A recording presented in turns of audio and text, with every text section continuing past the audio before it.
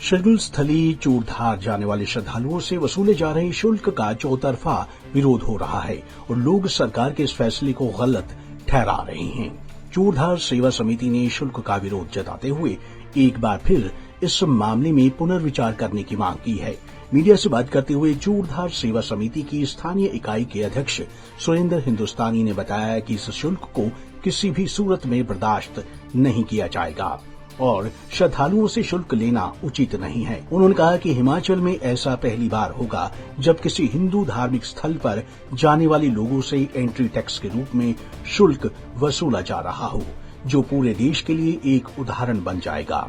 उन्होंने कहा कि शुल्क में सिर्फ सोलन, सिरमौर और शिमला जिला के लोगों को छूट दी गई है, जबकि यहां प्रदेश के विभिन्न जिलों के अलावा बाहरी राज्यों से भी बड़ी संख्या में श्रद्धालु पहुंचते हैं और शुल्क लागू कर अब सरकार यहां इन श्रद्धालुओं को रोकना चाहती है कि चूड़ेश्वर सेवा समिति इसका भरपूर विरोध करेगी।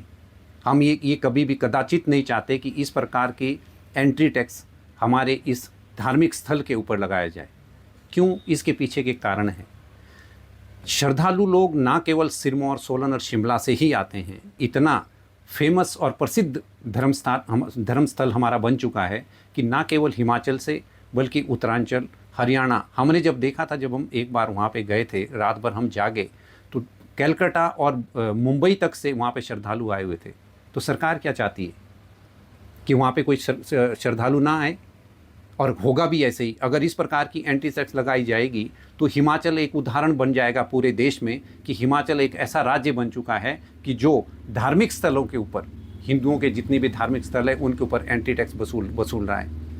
दुर्भाग्यपूर्ण है, शर्म की बात है। हम हिमाचली होने के नाते सरकार का काम था कि वहाँ पे सुविधाएं डेवलप करती, सराएं बनाती, पीने के पानी की व्यवस्था करती, लाइट का उचित प्रबंध करती और इस प्रकार की व्यवस्था करती कि दूर दूर से क्या विदेशों से भी, हालांकि विदेशों से भी अभी भी वहाँ पे श्रद्धालु आते हैं। व्यवस्था सुधारने के लिए हमने समिति बनाई हुई है और आप देख रहे हैं कि कितनी व्यवस्था, आप जा सकते हैं, आप कितनी सुविधाएं जो सरकार अभी प्रोवाइड कर रही है, जो वहाँ पे चंदा, जो वहाँ पे डोनेशन लोग देते हैं, वो सारी की सारी सरकार के खाते में जाती है।